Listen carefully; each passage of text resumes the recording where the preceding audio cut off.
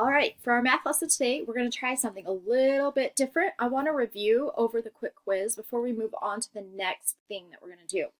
So the first thing that we've been working on in this unit is order of operations. We're working on algebra, and I love algebra. It just moves in steps, and it uses these things that we've already been doing.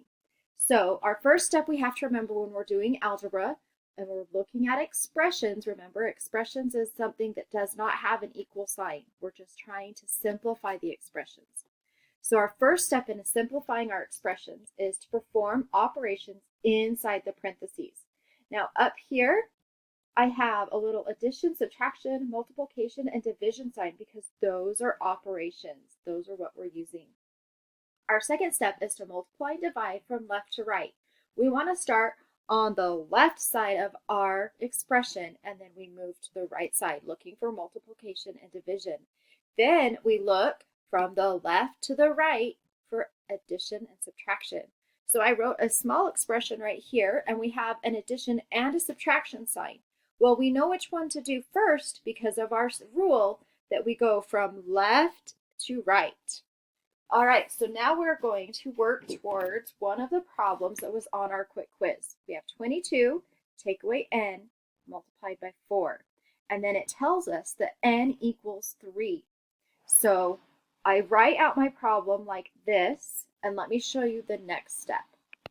All right, so now on my board, I just replaced this n with the 3. So now I have 22, take away 3, times 4. So now I'm going to go back to my order of operations steps. Right here, I didn't have parentheses. So the first thing I'm going to look for now is to multiply and divide from left to right. So let's look at our expression. Looking from the left side, I hit a subtraction, but that's step 3. So I'm going to keep moving. There's my multiplication. So I'm going to do that part of my expression first.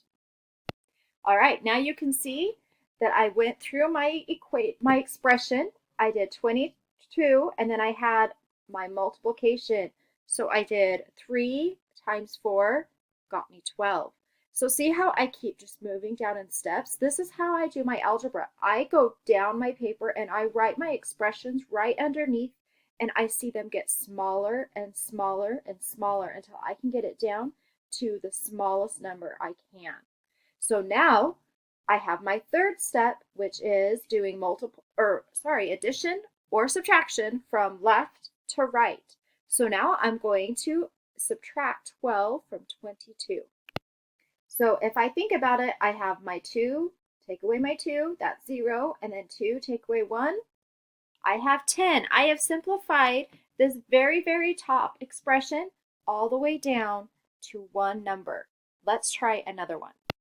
All right, here is my next expression. As you can see, I have a little bit longer and it has fractions in it. My expression now has fractions, but that's not a big deal because we've learned how to do our addition, subtraction, and multiplication and division with fractions. So we've got this, we can do it.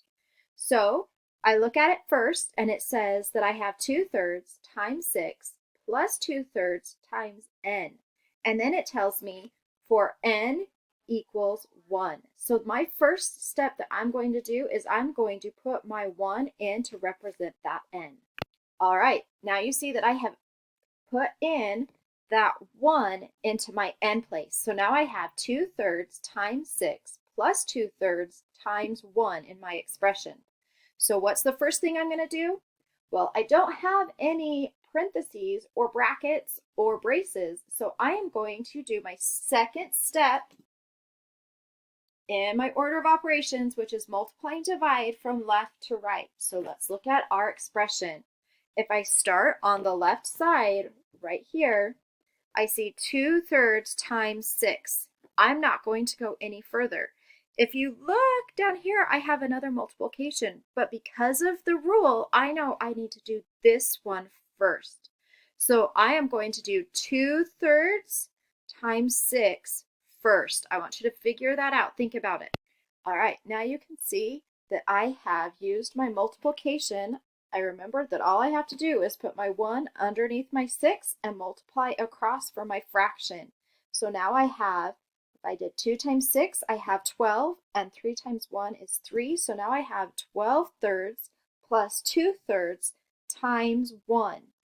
Well, we know that anything times 1 is itself. So that's going to be easy to just figure my 2 thirds times 1. So 2 thirds times 1 is 2 thirds. So now I have my last step, which is add or subtract from left to right. I only have one part in my expression left. So now I can add 12 thirds plus 2 thirds. And I can add these together because they have the same denominator. So when I add 12 thirds plus 2 thirds, I'm going to get, right down here at the bottom, I'm going to get 14 thirds. Now, I do have a fraction greater than 1, so I am going to reduce that, simplify that down, and I know that 3 goes into 14. I can get close by doing that going into 4. So I would have 4 and 2 thirds for my answer. And that is how I do that problem.